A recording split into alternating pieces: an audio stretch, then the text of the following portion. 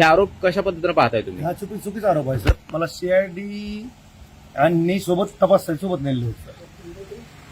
काय सीआयडी वाल्यांचं बोलणं झालं होतं आणि तुम्हाला कशासाठी बोलवलं होतं तेव्हा नेमकं काय झालं, काय घटनाक्रम होता त्या दिवशीचा? घटनाक्रम असा की सर सकाळी मला 9 वाजता सीआयडी साहेबाचा डीवायस साहेबाचा फोन आला होता उदर सरांचा की तुम्ही केरला या तपास आम्ही. म्हणलं सर मी आलो. तर मी ज्यावेळेस इथून मी आंघोळ केली स्टँडवर आलो त्यावेळेस फोन केला ते मला केरला या. मग केजून ते मला बीडला घेऊन गेले. बीडला गेल्याच्या नंतर ते आमची चौकशी वगैरे चर्चा वगैरे झाली संपूर्ण. ज्यावेळेस मी बाथरूमला बाहेर आलो त्यावेळेस मला धनंजय देशमुख दिसला आणि तो म्हणला की तुम्ही तर खूप खुश आहेत राव, नर्वस नाही चेहऱ्यावर.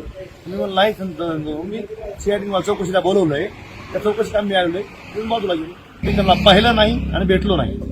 धनंजय देशमुख यांचा आरोप खोटा आहे? खोटा, 100% खोटा आहे. त्याने आणखी एक आरोप केला की ज्यावेळी तुम्ही आणि चुकीचं आहे. आमचं ज्यावेळेस ते बोलले मला बोलले चेहऱ्यावर त्यावेळेस दराडे साहेब नाही, कोणीच तिथं कर्मचारी नव्हता.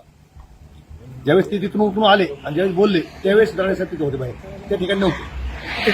धनंजय देशमुख यांनी केलेल्या आरोपाकडे कसं पाहता आणि त्यांनी का आरोप केले असावे? तर त्याला माहिती आहे, पण हे आरोप पूर्ण चुकीचे आहेत.